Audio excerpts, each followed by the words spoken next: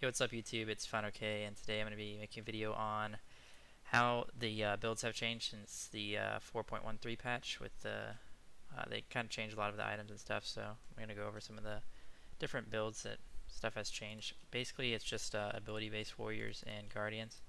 So I'm not going to go through each god. I'm just going to go over like a general overview of how some of the things have changed. So I guess a good ability-based god that we could talk about is Wukong. So the start is still going to be the same. It's going to just be bluestone with your boots one. Well, I guess it starts a little bit different as far as relics go, and then you go health chalice. So chalice of healing, and then 2 multi-pots. This is the normal start that you're going before. Hi, However, yo, thanks. Let me see who subbed. Yo, Mastasian. Masta Asian. Okay, that is what it's called. Masta Asian, thanks for the $5 sub. I appreciate it, man. So anyway, that'll be your start and your relic. You don't actually have to go TP now, especially on a god like Wukong, who can just easily get back to lane with his bird. So Shell is a good idea that you can go. Good relic that you could go. Sprint is another relic that you could go if they have a bunch of slows early game. It's not called Sprint, it's called Heavenly. Some other things you could go Bracer, but with the next patch that's coming out tomorrow, I don't think you would be going Bracer just because it's a little bit worse now. And maybe even a horrific emblem if you think you have kill potential early. And then the regular build is still going to be kind of similar, but you're going to be going boots in a Glad Shield if you're against a physical as your first thing. If you're against a magical, you can always just go Genji's. But usually you're against a physical, so you'll go Glad Shield into Hide of the Urchin, so you can get that early Hide of the Urchin, so you can get those stacks if you need to, but it's already a good item anyway. Into Genji, so now you have 30% CDR with your blue buff.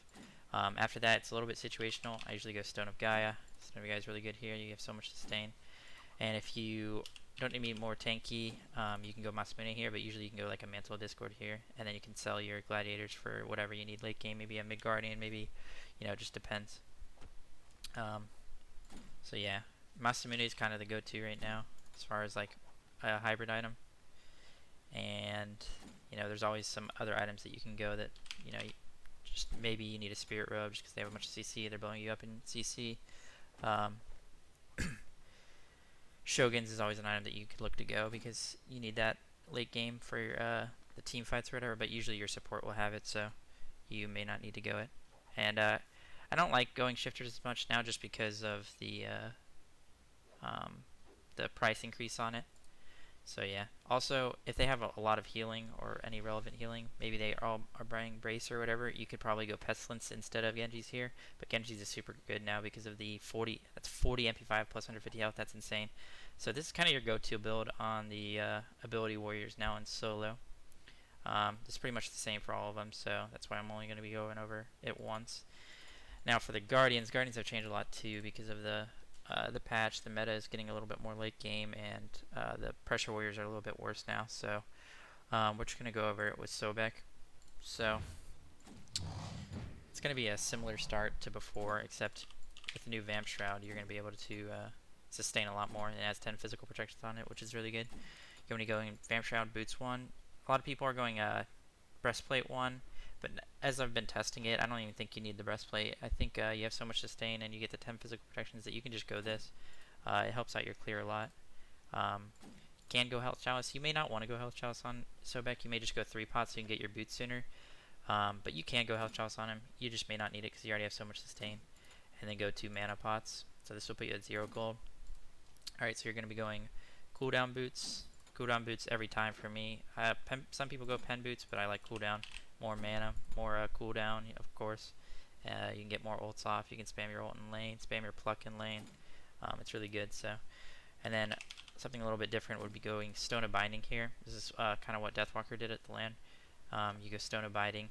It's a really cheap item, 1700 gold. You can proc it literally on every one of your abilities. Your ult refreshes it. And you're going to be going Void Stone. So now that you're here, you're going to be super tanky. You're going to have so much damage. You're going to be at full CDR with your blue buff. And you're just going to be plucking people on cooldown. You can pluck your enemy solo laner in lane on cooldown into Hide of the Urchin. Get Hide of the Urchin here. It's really good, even without the stacks. And then usually you'll go Stone of Gaia late, last item. However, if they have like a lot of auto attack warriors, maybe just go Mid Guardian. If you're super tanky and you just feel like you want to do damage, you can go like Soul Reaver. It's always fun to do. Yeah, that's pretty much it. there's some other situations like items again like Spirit Robe or Mantle that'll put you at full CDR without your blue buff, but usually you'll have a purple pot, so you'll be overcapped a little bit. But these items are always good to go. You can get a Mantle maybe last item and sell your cooldown boots for pen boots, and then you'll have full CDR with your power pot. So this is kind of how the build has changed. You may not want to go snowbinding on everybody, but Jing 10 can do it well because he can proc it super easily, and you can go Gem of ISO on him, and it's super fun. Terra can proc it super well. Kuzenbo can proc it well with his 1, his slow, his ult, his 3, whatever. So pretty much all of them can proc it well. So Stone of Binding is kind of the go-to third item now, straight into Voidstone. So you have a lot of pen. That's also a reason you don't go pen boots, because you get the pen from Stone of Binding. So the cooldown's more important. So anyway, that's pretty much it. It was just a little update on how the builds have changed a bit. Still mess around with stuff, you know. Joe's still trying to figure out like what's optimal, but those two builds are pretty good right now. So go ahead and use them. I'll see you guys in the next video. So thanks for watching. Peace. All right.